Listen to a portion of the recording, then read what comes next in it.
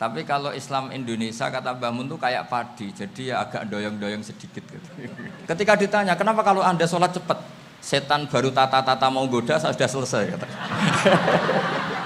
Ya Allah, semua itu bukan untuk saya tapi untuk 7 turunan. Tolong catat ya Allah. Karena itu. Assalamualaikum warahmatullahi wabarakatuh. Bismillahirrahmanirrahim. Rabbi shrah li sadri wa yassir li amri wahlul 'uqdatam min lisani. Allahumma shalli wa sallim wa barik ala sayyidina Maulana Muhammadin wa ala alihi wa sahbihi asma'in. Nama ba'du. Yang sangat saya hormati Kiai Haji Raden Azaim, semua masayikh, semua keluarga besar Kiai As'ad yang saya hormati, juga pemateri kedua atau Mau'izah Hasanah kedua Kiai Haji Muslih dari Madura, mriki wonten Kiai Haji Afifuddin, semua yang saya hormati. Niki saya hadir perjalanan terpanjang karena 1 tahun. Jadi saya dari rumah 2020 sampai sini 2021. Jadi ini perjalanan yang ekstra. Ini bentuk permintaan maaf saya karena kemarin saya datang tapi sudah selesai Gus. Hutang katanya. Ternyata Gus Azaim tidak legowo memaafkan, dia itu ngutang katanya karena saya kemarin datang tapi terlambat terus dibajak disuruh ngajar Ma'had Ali. Tak pikir itu sudah bayar, ternyata masih diutangkan. Nah ini sudah selesai, berarti saya sudah jadi orang baik lah kira-kira gitu sudah. Jadi sudah bayar utang gitu. Saya mau cerita sebentar tentang khol.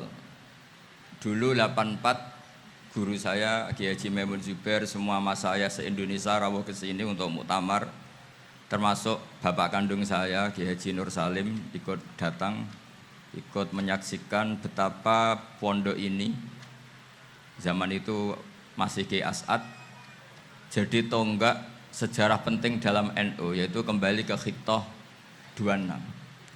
Kita tahu NU dulu itu ormas, kemudian era Gus Wahid jadi partai politik, era Gus Dur karena saran beberapa kiai, wa fi muqaddimihim ada Kiai As'ad, Kiai Ahmad Siddiq dan beberapa kiai, kembali lagi ke Khittah 26, yaitu menjadi ormas, organisasi masyarakat yang menaungi, yang mengayomi, yang menganjurkan mazhab ahli sunnah wal jamaah. Tadi Gus Azaim cerita betapa pentingnya para pendiri, para muassis yang diibaratkan sebagaimana pohon. Saya masih ingat dawuh Mbah Mun. Saya nanti cerita mas saya sebentar, terus cerita kitab Al-Ataqah As-Somadiyah dikarang Said Muhammad, fawaidnya maksudnya. Kalau Islam Arab, ini kata Mbah Mun, kalau Islam Arab itu contohnya kayak pohon kurma, jadi kuat. Dan wajah tasbihnya itu di daunnya tidak jatuh. Tapi kalau Islam Indonesia kata Mbah Mun itu kayak padi, jadi ya agak doyong-doyong sedikit gitu. Jadi untuk menghadapi angin besar itu pilihannya 2, Anda kekar kayak kurma atau fleksibel kayak padi. Jadi ya doyong-doyong sithik gitu ya. Ada koruptor sowan, salam templeknya ya diterima gitu ya. Ada calon bupati cantik ya didukung, pokoknya agak-agak doyong gitu. Tapi baru kayak doyong itu nggak bisa roboh karena fleksibel. Jadi kazar in akhraja syatahu, jadi ada 2 tamsil. Karena memang menghadapi orang fasik, orang dolim ini kita sebagai ulama itu ya kebingungan. Ini mungkin Ki Afif bisa bahsul masail ini. Karena pertanyaannya gini, saya berkali-kali digojlok sama bapak saya. Berteman orang fasik hukumnya gimana? Pasti dijawab haram. Tapi kalau pertanyaannya dibalik, membina orang fasik hukumnya gimana? Baik. Dan bisa membina kalau berteman. Makanya Gus Azaim pernah bikin seni ya, muktamar seni. Anggap saja madhabnya seperti itu gitu. Jadi ya agak doyong-doyong sedikit. Masa ketop berteman orang yang macam-macam, tapi itu fleksibel.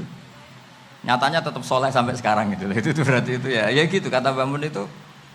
Jadi untuk menahan angin yang besar pilihannya hanya dua. Anda kokoh kayak pohon kurma atau fleksibel kayak padi. Nah, Islam Indonesia kata Mbah Mun itu pari wae katanya, padi. Jadi ungkapan-ungkapan para masyayikh ini penting karena khazanah yang saya baca. Saya berkali-kali cerita ini dalam kitab Khilyatul Auliya. Itu Abu Nu'aim al-Asfihani cerita tentang riwayat Sufyan bin Uyainah, ini gurunya Imam Syafi'i. Itu setiap kali Nabi Isa dan Yahya, ini dua nabi yang sekurun, sama-sama masih muda. Nabi Yahya itu senengannya dolan ke orang-orang soleh, menyambangi orang-orang soleh. Tentu itu bagus. Tapi kalau Nabi Isa ini suka menyambangi orang-orang yang fasik, orang-orang yang gak jelas. Ketika dua beliau ini ketemu, tentu yang perlu jawaban Nabi Isa karena kontroversi berteman sama orang-orang yang nggak jelas. Kata beliau, innama ana tabibun udawil mardo. Seorang kiai, seorang nabi, orang yang baik itu ibarat dokter. Di mana-mana dokter tuh ngobati orang yang apa? Sakit. Kalau Anda dokter dan peneliti satu penyakit, pasti cari daerah yang banyak pandeminya. Masa neliti pandemi di orang-orang yang apa? Sehat. Jadi ini juga perlu dibasul masail karena tadi dibolak-balik itu. Bina orang berteman orang fasik hukumnya haram karena wa in kana dasarrin fajannibhu sur'atan. Tapi kalau bina orang fasik hukumnya baik. Bisa bina kalau berteman. Jadi fikih itu ya karena dibolak-balik. Makanya sholat juga gitu, sholat yang tumak ninah yang lama itu ya bagus. Masa jagongan mbek pangeran nggak asik, jagongan sama teman aja asik, masa jagongan sama pangeran tidak apa asik. Tapi kalau Ibnu Abbas sholat tuh cepet. Ketika ditanya kenapa kalau Anda sholat cepet, setan baru tata-tata mau goda saya sudah selesai kata. Karena setan itu ya jaga jaim tuh, jaga image. Jadi kalau mau goda orang itu ya surinan dulu, macak-macak dulu. Ternyata mau ke situ sholatnya sudah selesai. Lah kebetulan mazhab saya itu yang kedua itu gitu. Jadi kalau Gus Azaim itu sholat lama sekali. Itu ada mazhab tandingan, yaitu mazhab saya. Itu karena ini sepuh saya, meskipun top beliau tapi sepuh saya. Saya sudah 50, beliau baru 40. Ini berarti baru memulai kiai. Kalau pakai umur nubuah ini baru memulai. Jadi mazhab itu penting. Jadi pembanding itu harus diutarakan. Sehingga dalam fikih manapun itu sebuah mazhab itu harus diuji itu lewat pembanding. Dulu itu setiap debat fikih antar ulama itu mesti nggak ada yang menang. Misalnya saya kiai kelihatan miskin itu ya baik supaya santri-santri yang miskin itu punya teman gitu. Karena rata-rata santri itu miskin, nah dikancani kiai kan seneng gitu. Tapi problemnya kiai yang miskin itu ya nggak bisa nolong santri karena dia sendiri apa miskin. Makanya dulu Imam Syafi'i itu pengagum orang miskin. Setelah ngaji Imam Malik tanya, ya Imam Malik orang yang sealim jenengan itu siapa? Jawabnya Imam Malik lucu. Dulu Abu Hanifah, sekarang orangnya sudah meninggal ya. Ilmunya dititipkan atau diwaris oleh Muhammad bin Hasan Asy-Syaibani. Akhirnya Imam Syafi'i dibiayai Imam Malik ke Irak. Imam Syafi'i miskin, bisanya ke sana dibiayai Imam Malik. Itu seperti Abu Ya Said Muhammad masyhur, ini murid beliau. Kalau ada santri boyong kan mesti apa? Disangoni. Ketika datang ke Irak, Muhammad bin Hasan Asy-Syaibani itu nata uang, nata emas itu di ruang tamu. Jadi ngitung uang itu di ruang tamu, miliatan. Ini kaget, ini kiai kok kedonyan kata Imam Syafi'i gitu. Tapi apa kata Muhammad bin Hasan Asy-Syaibani? Anda kagum ini, Anda kaget ini. Kalau kamu menyoal orang soleh kaya, ini tak kasihkan orang-orang fasik. Biar dipakai judi, dipakai selingkuh, dipakai maksiat. Jangan. Harta ini harus tetap di orang soleh. Kalau ke orang fasik, bahaya. Berarti kiai boleh kaya, boleh. Gitu. Semenjak itu ada gerakan kiai kudu sugih. Ya ada yang kesampaian, ada yang enggak gitu aja. Tapi karena kalau pakai logika fikih, harta itu fitnah. Oke, seakan-akan harta itu masalah. Tapi kalau ini dikuasai orang dolim, maka masalah besar. Jika orang-orang soleh ini harus juga menguasai harta. Nah, terus lama-lama dikiaskan kekuasaan. Kalau yang kuasain orang fasik, orang tidak sholat, ribet. Akhirnya kiai terus dukung, ya akhirnya ikut politik tadi. Nak menawa bupatinya kena diatur gitu. Diatur kon sholat, orang ngasih proposal, maksudnya diatur keng sholat maksud. Ini cerita-cerita logika fikih. Makanya saya sering ngaji kitab-kitab itu, diantara yang saya suka adalah ada dialog besar yang terjadi di antara orang-orang pilihan, termasuk bahkan di antara para nabi dan Tuhan. Jadi unik, Allah sendiri kadang mengajari kecerdasan para nabi itu ya lewat dialog. Masyhur itu, Nabi Ibrahim itu punya ruang khusus untuk sholat dan tidak boleh siapapun masuk situ. Tahu-tahu ada yang sudah di situ. Beliau membuka, kaget. Siapa memberi izin ke kamu yang punya rumah ini? Saya yang punya rumah dan saya tidak memberi izin kamu. Yang memberi izin saya itu yang punya saya, kamu dan rumah ini. Yaitu Allah Ta'ala katanya. Wah, berarti kamu malaikat dong? Iya, saya malaikat Israel. Disuruh nyabut nyawa kamu. Ya agak sopan karena agak pernah mondok di Salafiyah itu namanya malaikat Israel itu. Itu akhirnya Nabi Ibrahim bilang, wah itu keliru, Anda pasti keliru. Hal ra'aita habiban yumitu habibah, hal ra'aita khalilan yumitu khalilah. Saya ini Khalilur Rahman, saya ini kekasih Allah. Masa ada kekasih bunuh yang dikasih? Itu Israel akhirnya ngaji, masuk akal juga. Ternyata perintah ini mungkin hoax ya, pokoknya dia terus mikir akhirnya. Iya ya, masa ini kekasih Allah kemudian oleh Allah dibunuh, dimatikan. Terbanglah Israel, matur lagi, ya Allah, kata Ibrahim, hal ra'aita khalilan yumitu khalilah. Masa kekasih bunuh yang dia apa? Kasih. Kayaknya masuk akal Gusti. Mulai ngaji lah kira-kira gitu malaikat itu. Akhirnya oleh Allah dijawab, ya sudah begini, kamu datang ke Ibrahim bilang, hal ra'aita habiban yakrahu ayyalqa habibah. Masa kekasih tidak siap ketemu yang dikasih. Nah, jadi akhirnya Nabi Ibrahim, Israel datang lagi. Logikanya sekarang enggak gitu, begini katanya diajarin. Hal ra'aita habiban yakrahu ayyalqa habibah. Masa kekasih tidak siap ketemu yang dikasih. Kata Ibrahim, oke, ya, terus mau meninggal.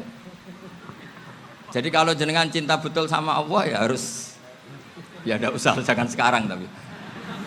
Kalau mati di rumah aja, kalau di pondok ngerepotnya kiainya nanti.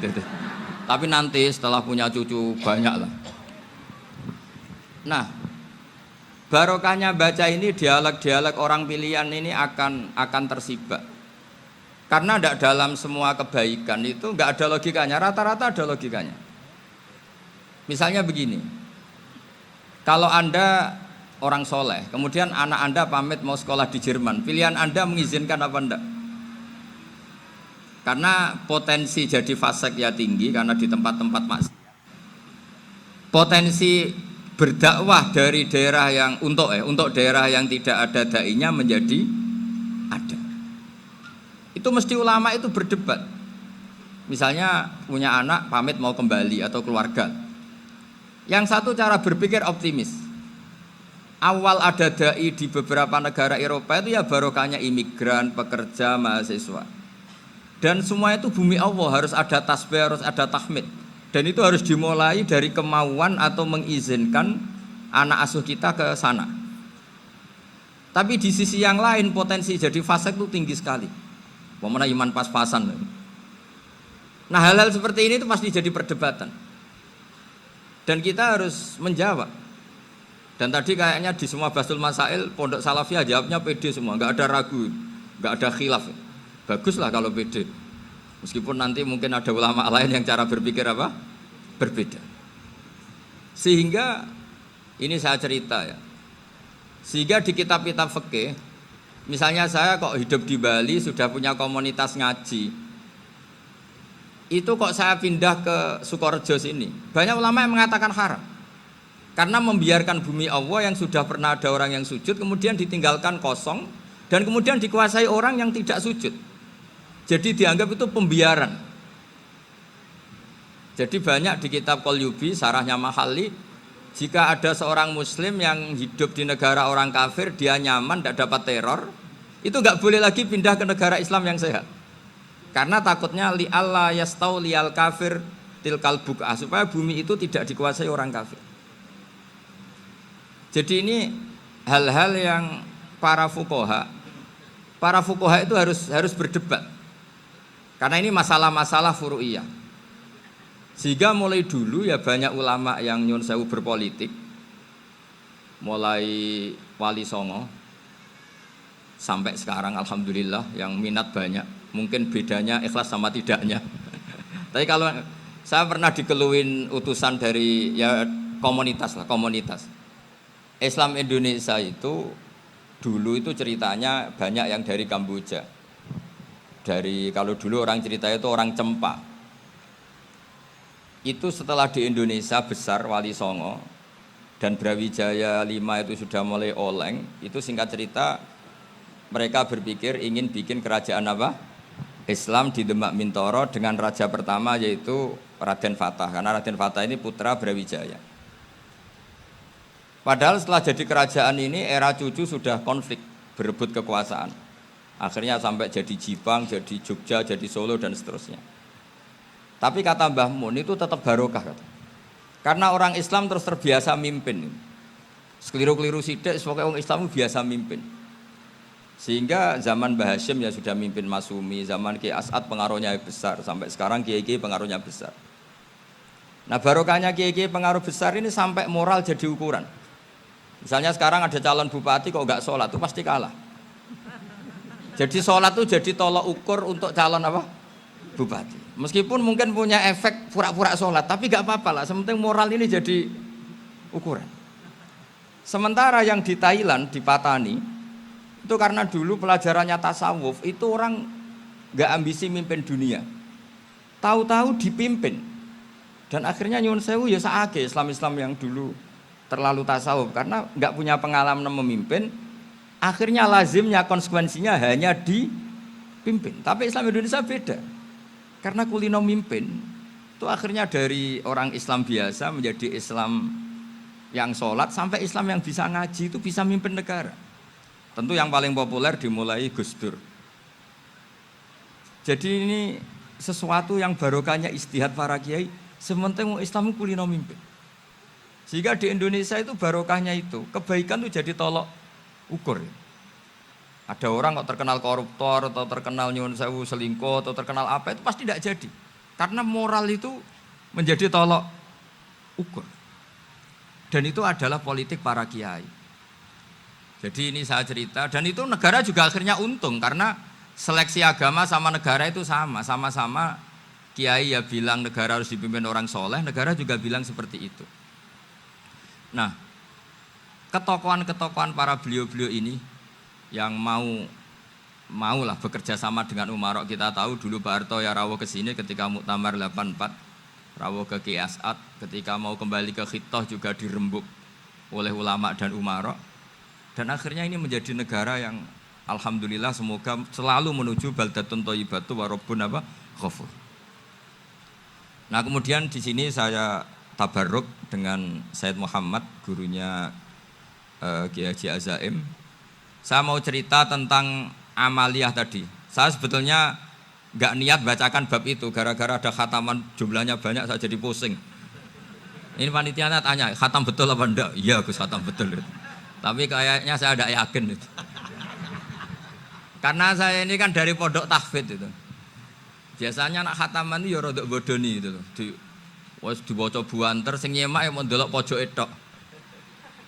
Mergo kebanteren. Nah, akhirnya lafat-lafat yang di tengah itu enggak di apa? Baca. Tapi ya semoga dimaafkan Allah lah. Yang jelas itu enggak. Tapi saya mau cerita ya. Jadi cara berpikir Said Muhammad ini nanti juga saya teruskan di Ma'had Ali. Ini saya baca ya. Di antara yang diyakini madhab Malikiyah, ini saya baca saja teksnya. Jadi ada riwayat namanya kalau Said Muhammad bahasakan itu ataqoh somadiyah.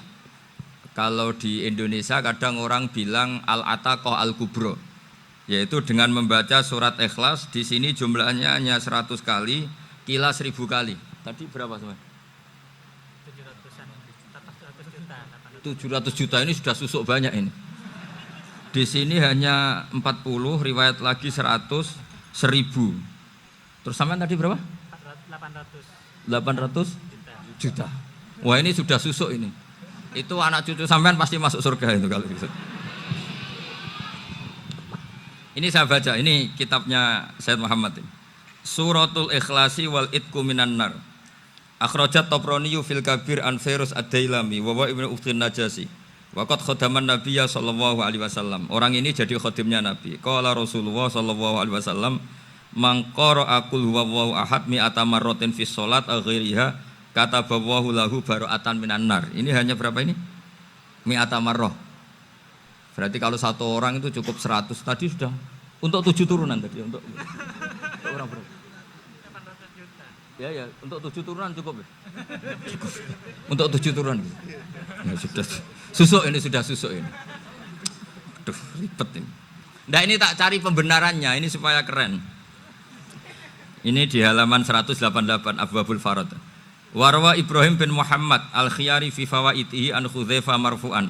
Man qara'a qul huwallahu ahad alfa marratin faqad ishtara nafsahu minallah. Berarti 100, ada riwayat lagi 1000. Nanti tak carikan lagi yang berapa? 1 miliar mungkin. Jangan banyak-banyak. Nah, ini saya baca ya. Wa hadzal adatu huwa al-ma'rufu bi ataqatis somadiyah. Wa qad nassa jama'atun mutaakhiril malikiyah ala istihbabi ataqatis somadiyah wa haddu ala qiraatiha wa istimaliha. Minhum Asy-Syaikh Abdus Salam Al-Asmar sak teruse niku. Jadi kullu haula'i istahabbu ataqatas somadiyah ma'atirafi ba'dihim kal misnawi bi syiddati fi hadisiha. I'timadan ala anna hadza minal fadha'il allati yutasahalu fiha. Faman sa'a yasta'milaha roja'a khusula ma fiha fala ba'sa bidzalik ala syarti alla ya'taqida thubuta dzalika anin nabi sallallahu alaihi wasallam hatta la yaqa fil kitsbi alaihi. Jadi intinya itu silahkan Anda bikin jumlah sesuai versi Anda. Yang penting Anda jangan kampanye kalau itu perintah Kanjeng Nabi Muhammad sallallahu alaihi wasallam. Karena kalau kamu atasnamakan Nabi kemudian jumlahnya sampai 800 berapa? 800 juta, berarti Nabi mengajarkan masyaqqah pada umatnya. Jadi cukup yang riwayat itu di sini hanya 100 sama 1000. Jadi kalau jumlah tadi untuk 7 apa? Turunan. Jadi kamu harus ditutup dengan doa, ya Allah, semua itu bukan untuk saya tapi untuk 7 turunan. Tolong catat ya Allah. Karena itu. Jadi artinya gini loh ya, orang Indonesia yang sering mempraktekkan ataqoh somadiyah itu bukan tanpa dalil. Ternyata dalam mazhab Maliki, saya masih ingat ketika mbah saya kandung, bapaknya bapak, asmane Mbah Nur Syam, itu wasiatnya minta dibacakan 4.000. Yang baca pas itu ya bapak sama anak-anaknya. Dan kemudian alhamdulillah zaman akhir itu mulai agak ngawur. Kalau ada acara itu wong liya kon maca anake mlebu metu gak melok maca. Itu keliru, saya jamin itu keliru. Saya sering kalau mimpin di rumah, kalau yasinan di tonggo-tonggo kok anaknya gak maca, saya keluar. Bapakmu wong liya kon maca kata saya gitu. Jadi itu menurut saya itu yang jelas, saya sampai ngisi begini. Yang ada riwayatnya itu idza mata ibnu adam min qata amaluhu illa min salasin shadaqatin jariyah au ilmin yuntafa'u bi aw waladin sholihin yatullah. Itu ndak ada di hadis au kiyayin sholihin yatullah kata. Yang ada itu awaladin apa? Sholihin. Jadi anaknya harus ikut, kalau ndak ada usah kata. Akhirnya anaknya do wedi, nggih Gus nggih. Wah, akhirnya tak kei jagung paling akeh, kula mendet sithik. Wong aku ora anake kok. Kadang-kadang enggak, orang lain baca buahnya anaknya mau mlebu metu mau enggak manggakno tamu mbek rokokan. Itu harus ditobatkan itu. Keliru itu. Karena nasnya bukan auqiyayin sholihin tapi awaladin sholihin. Ini bukan provokator, ini memang ya seperti itu. Nah, terus tentang tadi la ilaha illallah yang didawuhkan Gus Azaim. La ilaha illallah itu penting sekali, cuma saya mohon itu dielmoni lah. Jadi dulu kalimat ini menjadi spesial karena dielmoni, karena dimulai dari fa'lam annahu la ilaha illallah. Terusannya ayat tuh wastaghfir li dzambika walil mu'minina wal mu'minat. Saya ulang lagi ya. Terusannya ayat tuh wastaghfir li dzambika walil mu'minina wal mu'minat. Makanya menurut mazhab Sadili, kamu disuruh baca la ilaha illallah dulu, jangan istighfar dulu. Saya ulang lagi ya. Dalam mazhab Sadiliyah itu la ilaha illallah dulu, nggak boleh istighfar dulu.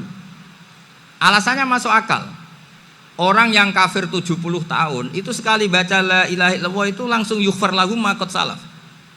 Sehingga la ilaha illallah sendiri sudah punya kekuatan supaya dosa kita diampuni.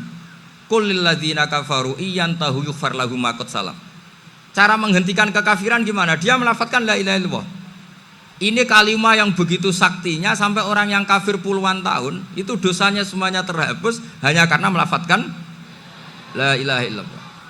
Nah, makanya kata Abdul Hasan Asadili wastaghfir li dzambika ay bihadil kalimah. Seseorang sah diistighfar itu kalau melafadzkan la ilaha illallah. Misalnya ada orang kafir mati kafir, sah enggak anak cucunya mengistighfari dia? Tidak sah karena belum melafadzkan la ilaha illallah. Makanya kata Abdul Hasan Asadili wastaghfir li dzambika ay bihadil kalimah. Sehingga lafadz ini spesial betul. Tapi kadang-kadang beberapa mursyid cara berpikir lain. Ini kalimah thayyibah harus dibaca orang suci sehingga mendahulukan apa? Istighfar. Untuk supaya pas ngelafatkan kalimah thayyibah sudah dalam keadaan apa? Suci. Itu juga masuk akal. Tapi secara meyakinkan saya sendiri lebih mengikuti manhajnya Abil Hasan Asyadzili karena alasannya tadi yang kafir puluhan tahun saja langsung luntur dosanya karena melafatkan la ilaha illallah. Artinya la ilaha illallah sendiri sudah bagian dari istighfar. Nah, ya tadi buktinya fa'lam annahu la ilaha illallah terus wastaghfir li dzambika walil mu'minina. Jadi orang sah diistighfari itu setelah dipastikan sah tauhidnya. Jadi setelah tauhidnya sah yaitu la ilaha illallah baru sah apa? Diistighfari. Sehingga orang kafir, saya ulang lagi, orang kafir yang mati kafir anak cucunya tidak boleh apa? Tidak boleh menistighfari. Terus saran saya kedua, la ilaha illallah itu filosofinya itu nafyun li uluhiyati ghairillah wa isbatun li uluhiyatillah wahdah. Filosofi la ilaha illallah itu gimana? Menafikan semua selain Allah itu tidak Tuhan dan hanya menuhankan Allah semata. Lah itu caranya gimana? Caranya kita harus terbiasa ini karena tadi saya dibilangin panitia ini rata-rata mustameknya atau mustamiatnya ini santri.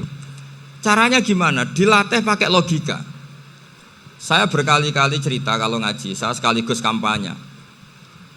Allah itu Tuhan yang begitu fair. Untuk menjadi Tuhan Allah mempersilahkan, ada kualifikasi Tuhan. Jadi boleh dikompetisikan itu boleh kata Allah. Gak apa-apa kamu ngaku Tuhan gitu kata Allah. Tapi nak ngaku pangeran itu paling gak ya direputasi lah. Ada verifikasinya. Dimulai dari apa?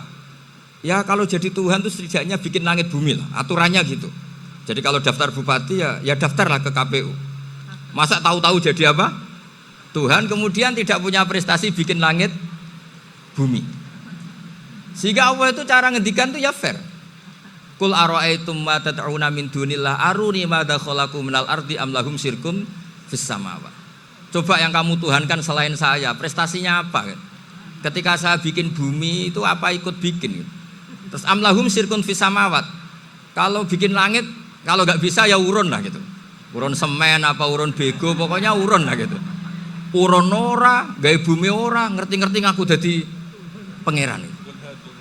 Kul hatu burhanakum. Jadi ya kan ya lucu kan, misalnya syarat kiai di Salafiyah kan keluarga Kiai As'ad, cucunya ngaji ngalim. Orang keluarga Kiai As'ad terus muni, aku kiai utama di Salafiyah. Oh mesti di penjara ya. Lah yo gak gawe langit bumi, gak ada prestasi terus ngaku sebagai apa? Tuhan. Sehingga fair. Makanya saya berkali-kali cerita. Jubair bin Mut'im itu punya anak namanya Muhammad. Ini sudah orang alim, Muhammad bin Jubair bin Mut'im. Itu cerita awala Islami Abihi. Mut'im itu orang pinter sekali. Saking pinternya dia jadi delegasinya orang Quraisy datang ke Rasulullah sebagai negosiator untuk membebaskan Asra Badrin, tawanan perang apa?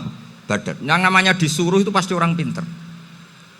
Tapi apa yang terjadi ketika nginep di masjid, karena zaman itu gak ada hotel, nanti jadi geger. Orang musyrik nginep di masjid hukumnya gimana? Bahsul masail tok. Zaman itu mau tidak mau. Kalau sekarang kan ada hotel, kiai juga punya wisma. Apa yang terjadi? Orang ini cerdas sekali. Dan delalah Nabi pas sholat maghrib itu baca wattur wa kitabim mastur sampai am khalaqus samawati wal ard. Ya kalau kamu jadi Tuhan ya setidaknya menciptakan langit bumi lah. Namanya jadi Tuhan ya ada persyaratan ya. Paling tidak punya reputasi menciptakan langit bumi. Atau kalau jadi Tuhan setidaknya reputasinya itu enggak diciptakan yang lain. Am khuliqu min ghairi syai'in. Ini jadi Tuhan kok punya bapak, punya ibu. Ini jadi Tuhan kok lahirnya di bumi, ada tanggal lahirnya, ada tahun. Masa jadi Tuhan kok dulu buminya semuanya walhasil tuh. Akhirnya Nabi ketika salam sholat maghrib, dia datang, ya Rasulullah, akalku habis oleh ayat yang barusan kau baca. Sudah saya Islam saja. Argumentasi selain Allah Tuhan itu batal. Itu, nah saya mohon santri-santri salafiyah itu baca Quran sampai seperti itu. Jadi jangan hanya khataman banyak-banyakan maksudnya. Ini bukan nyindir ini, ngamuk ini. Jadi ya khatamannya tadilah 1000 atau berapa lah, jangan banyak-banyak. Juga kasihan malaikat yang nyatet kan. Wong baru subhanallah alhamdulillah aja di teks hadisnya abad al malaikah kan ditete. Itu baru subhanallah alhamdulillah itu sudah mencapaikan malaikat. Makanya saya wiridan tuh arang-arang kasihan malaikat karena nanti jadi itu ya ada madhabnya itu. Jadi kalau Gus Azaim sholat lama tak saingi sholat cepet itu sama-sama ada madhabnya. Yang cepet kayak saya tadi, setan pas tata-tata mau goda pas rukuk saya sudah itidal, mau goda itidal saya sudah sujud, pusing dia. Tapi jangan tiru, ini madhab yang agak-agak khusus lah, sudah cara orang Madura agak khilaf Gus. Khilaf ya, khilaf ini agak khilaf ini sudah. Tapi saya ingin lah, sampean kalau ngaji Quran itu dilatih berlogika. Jadi Allah itu fair, nggak apa-apa kalian ngaku Tuhan tuh nggak apa-apa, tapi tunjukkan prestasi kamu apa. Aruni madza khalaqu minal ardi am lahum syirkun fis samawati. Am khalaqus samawati wal ard. Diulang lagi, am khuliqu min ghairi syai'in. Setidaknya kalau jadi Tuhan itu ya nggak butuh yang lain lah. Masa jadi Tuhan kok wujudnya saja butuh orang lain, butuh bumi, eksistensinya butuh makan, butuh minum. Makanya Allah cara meniadakan uluhiyah selainnya itu Allah itu redaksinya itu mengena sekali. Yaitu tadi dengan cara-cara seperti itu.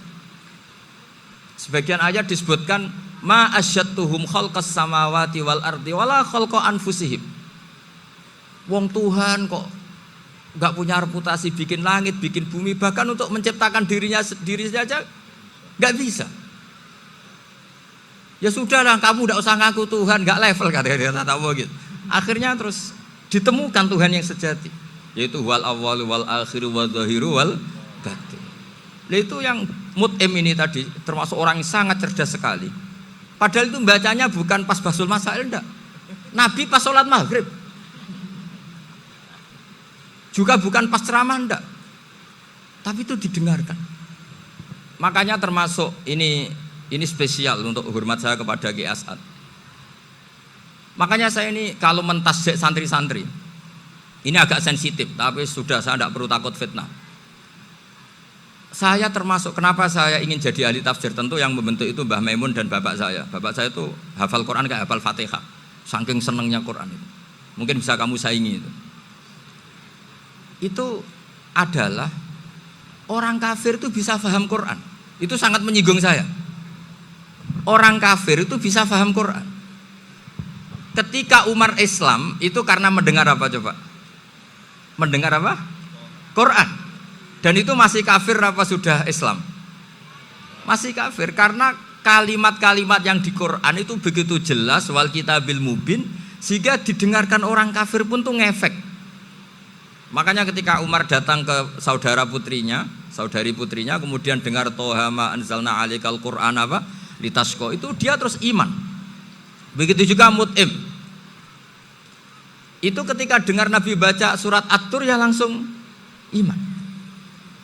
Makanya kata Ibnu Jarir At-Tabari, kamu jangan pernah bilang gini, syaratnya faham Quran itu harus alim, harus gini. Lah nanti berarti orang kafir punya alasan di depan Allah, ya Allah, engkau ngandani kami dengan Quran yang enggak bisa difahami kecuali alim dulu. Lah saya alim gimana? Enggak pernah mondok. Mondok gimana? Saya kafir. Jadi artinya gini loh, kata Ibnu Jarir At-Tabari, Allah tidak mungkin mengatakan gini, ifhamil Quran bima la fahmalaka.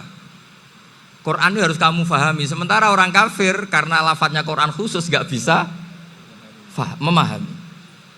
Makanya Quran itu dibaca. Itu banyak orang kafir yang menjadi muslim karena mendengar apa? Al-Quran. Padahal kafir. Nah termasuk tadi Muhammad bin Jubair bin Mut'im ini itu menjadi Islam ya karena mendengar Quran. Padahal dia saat itu masih apa? Kafir. Karena tadi logika misalnya nggak paham secara lafadz Arab. Sekarang misalnya nyuwun sewu ada orang ateis. Saya pernah didatangi seorang ateis yang nggak percaya Tuhan. Saya mau Islam Pak Ba, asal Anda bisa menjelaskan Tuhan itu siapa. Coba Quran dibaca secara makna, tidak secara lafadz tapi secara makna. Begini misalnya. Ada orang ateis datang ke saya, Pak Bah, saya mau Islam, asal Anda bisa menjelaskan Tuhan itu siapa. Terus saya tanya, ini ngajak goblok-goblokan apa pinter-pinteran, kata saya. Terus dia jawab, ngajak pinter-pinteran Pak, saya ini doktor katanya. Maksudnya di akademiknya dia doktor, mungkin jurusan matematika atau apa, tapi di ketuhanannya jeblok. Terus tak tanya, kalau ini ada kertas, kamu suka ada rumusnya apa suka ada? Ya suka ada rumusnya. Kenapa ada kertas? Ya karena ada yang bikin. Nah kira-kira berstatus membikin atau membuat itu sesuatunya maujud apa enggak? Ya pasti maujud lah, pasti ada. Ya sudah, anggap Tuhan itu adalah sebab dari semua yang ada.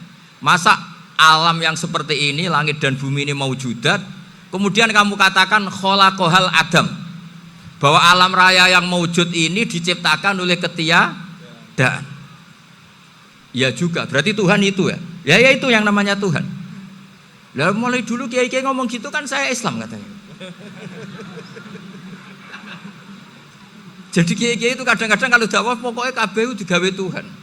Beda dengan dakwahnya orang-orang mantek. Orang-orang mantek itu kan nggak pernah nyebut Allah. Ini alam hawadis, labuda min muhdis. Meskipun mereka, lah muhdis ini menurut Islam namanya Allah. Tapi sebetulnya kan nggak langsung bilang Allah. Jadi tak kasih tahu, alam raya ini mewujud gak? Ya mewujud Pak Pak. Bisa nggak sesuatu yang nggak ada menjadi faktor wujudnya yang ada? Ya tidak bisa, namanya nggak ada itu nggak bisa jadi faktor. Nah itu hebatnya ulama-ulama kita ketika mengenalkan Allah itu siapa? Zat yang wajibil wujud. Jadi kita ini kalah pinter ulama-ulama dulu. Ya alhamdulillah kalahnya sama ulama dulu. Kalau kalah sama ulama sekarang isen lah. Jadi ulama dulu sudah pinter. Pasti pertanyaan dasar manusia, hadil maujudat itu man kholaqoha, siapa yang menciptakan? Kalau kamu langsung jawab Allah atau Tuhan, mereka pasti tidak nerima. Ya jawab saja, hadil maujudat mesti kholaqoha maujudun. Nah berhubung maujud ini berstatus pencipta, harus super. Nah super ini oleh ulama disebut wajibul wujud atau musabbibul asbab, yang oleh Islam dinamai Allah. Tapi kita langsung ngomong Allah, mesti aja bingungkan kan bagi yang bingung maksudnya. Ya saya mohonlah kalimat-kalimat la ilaha illallah itu diamatilah, diresapi sampai seperti penjelasan saya ini, sehingga punya kualitas ilmu. Karena syaratnya memang fa'lam, harus punya kualitas apa? Ilmu. Ilmu itu apa? Ma'rifatus syai' ala ma huwa alaih. Mengenal sesuatu sesuai detail-detail sifatnya sesuatu itu. Misalnya kalau Allah sudah jadi Tuhan, ya harusnya qabla kulli syai'. Masa Tuhan sama yang dituhani wujudnya dulu yang dituhani, ditemukanlah sifat awal atau qadim. Makanya benar Gus Azaim tadi, kalau sudah bertauhid harus hafal akidah berapa khamsin. Dimulai apa? Wujud. Kenapa harus dikatakan wujud? Karena alam raya ini kadung maujudat. Hadhil alam maujudun.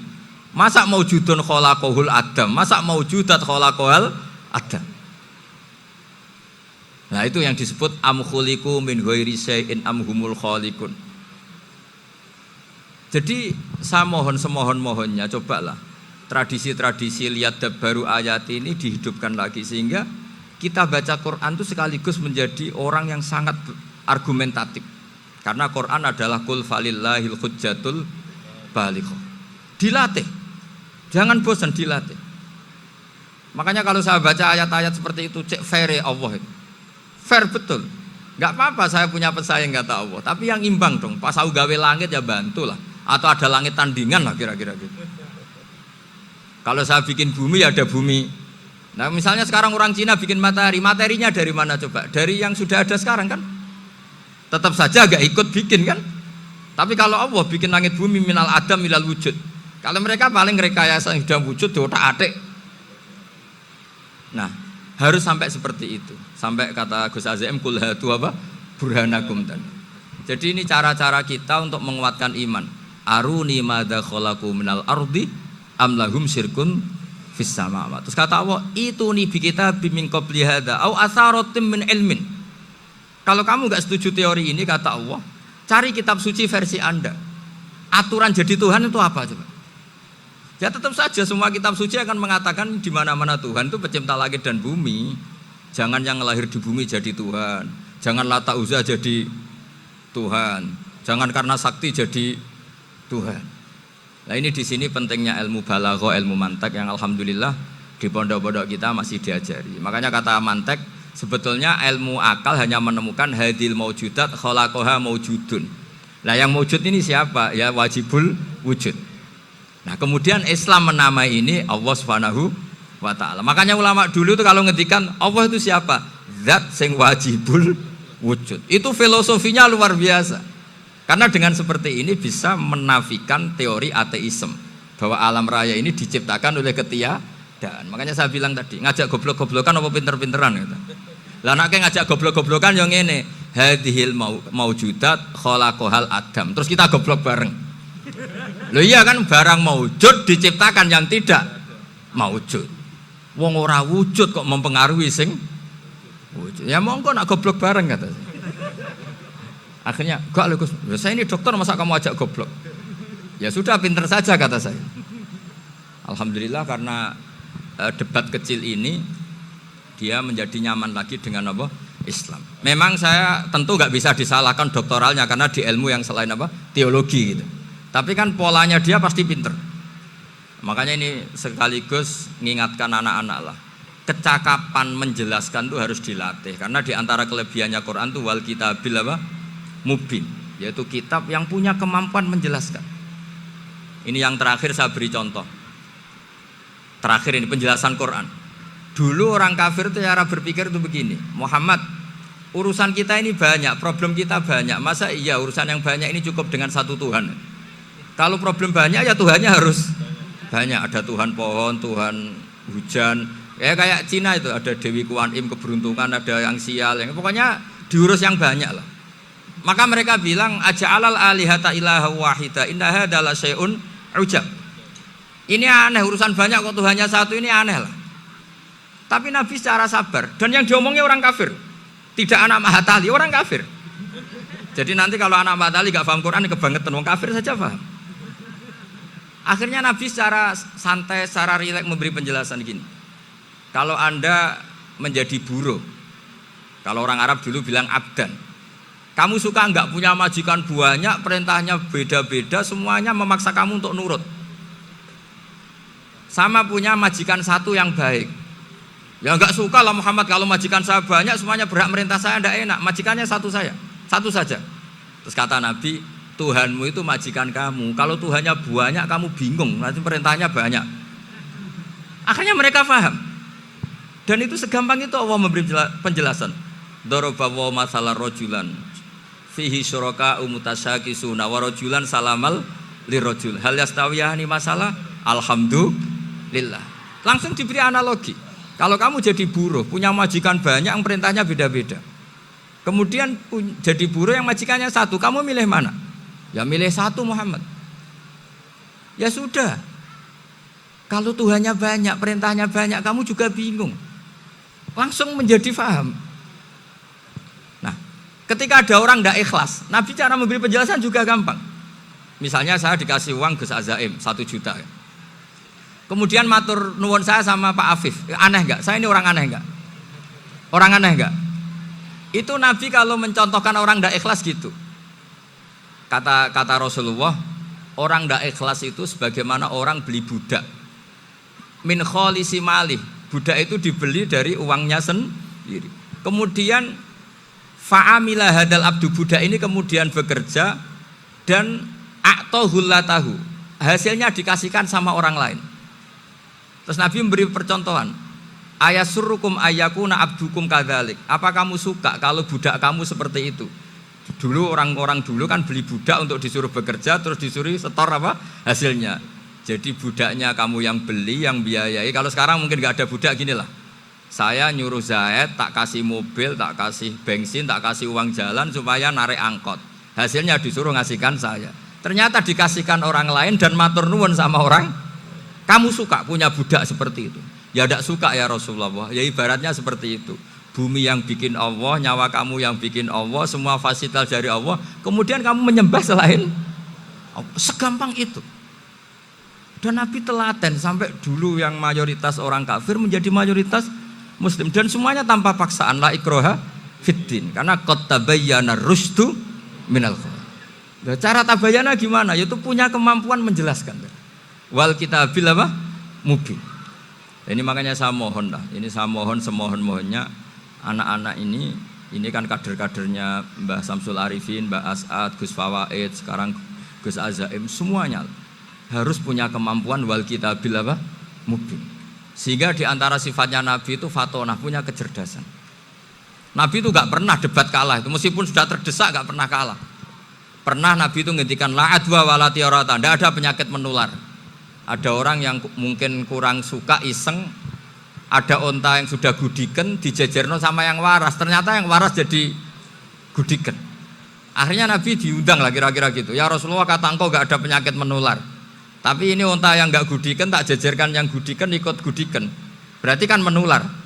Nabi santai jawab, faman jarrobal awal, lalu yang pertama gudiken ketularan siapa katanya.